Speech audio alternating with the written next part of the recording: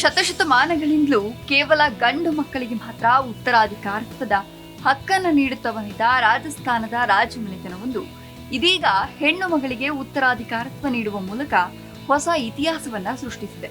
ಹೌದು, ಈ ಘಟನೆ ರಾಜಸ್ಥಾನದ ಕೇರ್ವ ಠಿಕಾಣೆಗೆ ಸಂಬಂಧಿಸಿದೆ. ಇದು ಐತಿಹಾಸಿಕ ರಾಜಪೂತ ವಂಶಗಳಲ್ಲಿ ಒಂದಾಗಿದೆ. ಇತ್ತೀಚೆಗೆ ಈ ರಾಜವಂಶದ ಮುಖ್ಯಸ್ಥ ಠಾಕೂರ್ ಹರಿಶ್ಚಂದ್ರ ಸಿಂಗ್ ಜೋಧಾ ನಿಧನರಾಗ್ತಾರೆ. ಅವರ ನಿಧನದ ನಂತರ ರಾಜವಂಶದ ನಾಯಕತ್ವವನ್ನ ಯಾರು ವಹಿಸಿಕೊಳ್ಬೇಕು ಎಂಬ ಪ್ರಶ್ನೆ ಎದುರಾಗುತ್ತೆ. ಸಾಮಾನ್ಯವಾಗಿ ರಜಪೂತ ಸಂಪ್ರದಾಯದಲ್ಲಿ ತಂದೆಯ ನಂತರ ಪುತ್ರನೇ ಉತ್ತರಾಧಿಕಾರಿಯಾಗ್ತಾನೆ. ಆದರೆ ಈ ಬಾರಿ ಪರಿಸ್ಥಿತಿ ವಿಭಿನ್ನವಾಗಿತ್ತು. ಕುಟುಂಬದ ಹಿರಿಯರು ರಾಜವಂಶದ ಸಂಪ್ರದಾಯವನ್ನ ಗೌರವಿಸುತ್ತಲೇ ಹೊಸ ನಿರ್ಧಾರವನ್ನ ತೆಗೆದುಕೊಂಡ್ರು.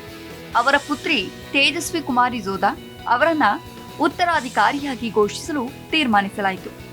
ಉದಯಪುರ ಜಿಲ್ಲೆಯ ಕೇರವಾಡ ಗ್ರಾಮದ ರಾಜಮನೆತನದ ಮುಖ್ಯಸ್ಥರ ನಿಧನದ ಬಳಿಕ ಅವರ 13 ವರ್ಷದ ಪುತ್ರಿ ತೇಜಸ್ವಿ ಕುಮಾರಿ ಜೋಧಾ ಅವರಿಗೆ ಸಾಂಪ್ರದಾಯಿಕವಾಗಿ ರಾಜವಂಶದ ಚುಕ್ಕಾಣಿಯನ್ನ ಹಸ್ತಾಂತರಿಸಲಾಗಿದೆ. ರಾಜಸ್ಥಾನದ ಇತಿಹಾಸದಲ್ಲೇ ಹೆಣ್ಣು ಮಗಳೊಬ್ಬಳಿಗೆ ಇಂತಹ ಉತ್ತರಾಧಿಕಾರತ್ವದ ಹಕ್ಕು ಹಾಗೂ ಗೌರವವನ್ನ ನೀಡುತ್ತಿರುವುದು ಇದೇ ಮೊಟ್ಟ ಮೊದಲ ಬಾರಿಯಾಗಿದ್ದು, ಈ ಅಪರೂಪದ ಪಟ್ಟಾಭಿಷೇಕ ಮಹೋತ್ಸವವು ಇಡೀ ದೇಶದ ಗಮನವನ್ನ ಸೆಳೆದಿದೆ. ಶತಶತಮಾನಗಳಿಂದಲೂ ಕೇವಲ ಪುರುಷರಿಗೆ ಮಾತ್ರ ಸೀಮಿತವಾಗಿದ್ದ ರಾಜಮನೆತನದ ಸಾಂಪ್ರದಾಯಿಕ ಪಾಕ ದಸ್ತೂರ್ ಅಂದ್ರೆ ಮುಂಡಾಸು ಕಟ್ಟುವ ಆಚರಣೆ ಕಾರ್ಯಕ್ರಮದಲ್ಲಿ ಇದೀಗ 13 ವರ್ಷದ ಬಾಲಕಿ ತೇಜಸ್ವಿ ಕುಮಾರಿ ಕೇಂದ್ರ ಬಿಂದುವಾಗಿದ್ದಾರೆ. ಇತ್ತೀಚೆಗೆ ನಿಧನರಾದ ಅವರ ತಂದೆಯ ಅಂತ್ಯಕ್ರಿಯೆಯ ವಿಧಿವಿಧಾನಗಳ ಭಾಗವಾಗಿ ಕೇರ್ಗಢ್ ಕೋಟೆಯಲ್ಲಿ ಅಪಾರ ಜನಸ್ತೋಮದ ಸಮ್ಮುಖದಲ್ಲಿ ಈ ಐತಿಹಾಸಿಕ ಕಾರ್ಯಕ್ರಮ ಜರುಗಿತು. ವೇದ ಮಂತ್ರಗಳ ಘೋಷದ ನಡುವೆ ತೇಜಸ್ವಿ ರಾಜಮನೆತನದ ಸಾಂಪ್ರದಾಯಿಕ ಕೆಂಪು ಪೇಟವನ್ನ ಸ್ವೀಕರಿಸ್ತಾರೆ. ಈ ಪಾಗ್ ಅಂದರೆ ಕೆಂಪು ಪೇಟವು ಶೋಕಾಚರಣೆಯ ಅವಧಿಯ ಅಂತ್ಯವನ್ನ ಸೂಚಿಸುತ್ತೆ.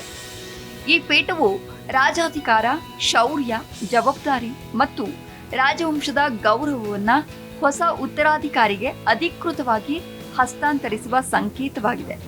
ಈ ರಾಜವಂಶದ ಸಂಪ್ರದಾಯದ ಪ್ರಕಾರ ಜೋಧ್ಪುರ್ ಮಾರ್ವಾಡ್ನ ಮಾಜಿ ರಾಜ ಮಹಾರಾಜ್ ಗಜ್ ಸಿಂಗ್ ಅವರ ಪ್ರತಿನಿಧಿಯ ಮೂಲಕ ಈ ವಿಶೇಷ ಪೇಟವನ್ನ ಗ್ರಾಮಕ್ಕೆ ಕಳುಹಿಸಿಕೊಡಲಾಗುತ್ತೆ.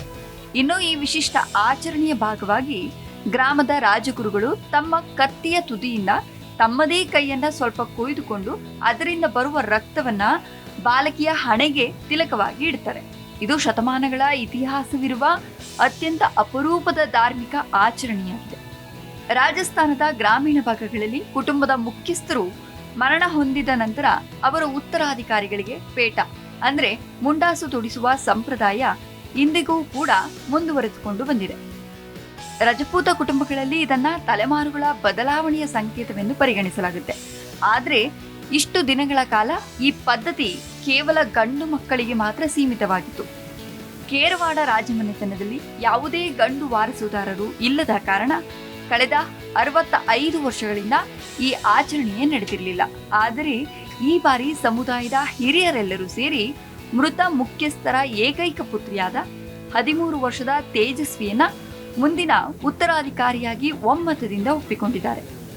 ಈ ಅಪರೂಪದ ನಿರ್ಧಾರದಿಂದ ಹಿಂದೆ ಸುದೀರ್ಘ ಇತಿಹಾಸ ಹಾಗೂ ಒಂದು ರೋಚಕ ನಂಬಿಕೆ ಕೂಡ ಇದೆ. ಹೌದು, ಸ್ಥಳೀಯ ನಂಬಿಕೆಗಳ ಪ್ರಕಾರ ಕೇರ್ಗಢ್ ರಾಜಮನೆತನಕ್ಕೆ ಹಿಂದೊಮ್ಮೆ ಜಾರ್ಜಿ ಚಂಪಾವತ್ ಎಂಬ ವ್ಯಕ್ತಿ ಶಾಪವನ್ನ ನೀಡಿದ್ನಂತೆ. ಆತನನ್ನ ವಂಚನೆಯಿಂದ ಕೊಲೆ ಮಾಡಲಾಗಿತ್ತು ಮತ್ತು ಆತ ಸಾಯುವ ಮುನ್ನ ಈ ವಂಶದಲ್ಲಿ ಇನ್ನು ಮುಂದೆ ಯಾವುದೇ ಗಂಡು ವಾರಸುದಾರರು ಹುಟ್ಟದೇ ಇರಲಿ ಎಂದು ಶಾಪವನ್ನ ನೀಡಿದ ಎನ್ನಲಾಗುತ್ತೆ. ಅಚ್ಚರಿ ಅಂದ್ರೆ 19ನೇ ಶತಮಾನದ ಅಂತ್ಯದಿಂದ ಈ ಕುಟುಂಬದಲ್ಲಿ ಯಾವುದೇ ಗಂಡು ಮಗು ಜನಿಸದೇ ಇರುವುದು ಈ ನಂಬಿಕೆಯನ್ನ ಮತ್ತಷ್ಟು ಗಟ್ಟಿಗೊಳಿಸಿದೆ. ಸುಮಾರು 400 ವರ್ಷಗಳ ಇತಿಹಾಸದಲ್ಲಿ ಮೊದಲ ಬಾರಿಗೆ ಒಬ್ಬ ಹೆಣ್ಣು ಮಗುವನ್ನ ಉತ್ತರಾಧಿಕಾರಿಯಾಗಿ ಘೋಷಿಸಲಾಗಿದೆ ಎಂದು ವರದಿಗಳು ಹೇಳುತ್ತೆ. ಇದು ಮಹಿಳೆಯರಿಗೆ ನಾಯಕತ್ವದ ಅವಕಾಶವನ್ನು ನೀಡುವ ದಿಕ್ಕಿನಲ್ಲಿ ಮಹತ್ವದ ಹೆಜ್ಜೆಯಾಗಿ ಹಲವು ವಲಯಗಳಲ್ಲಿ ಚರ್ಚೆಯಾಗ್ತಿದೆ. ಆದರೆ ಇಲ್ಲಿ ಒಂದು ವಿಷಯವನ್ನ ಅರ್ಥ ಮಾಡಿಕೊಳ್ಬೇಕು.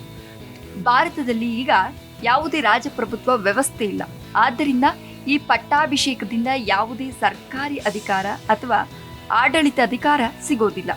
ಇದು ರಾಜವಂಶದ ಸಾಂಸ್ಕೃತಿಕ, ಧಾರ್ಮಿಕ ಮತ್ತು ಕುಟುಂಬದ ಪರಂಪರೆಯ ನಾಯಕತ್ವವನ್ನ ಅಧಿಕೃತವಾಗಿ ಹಸ್ತಾಂತರಿಸುವ ಸಂಪ್ರದಾಯ ಮಾತ್ರ.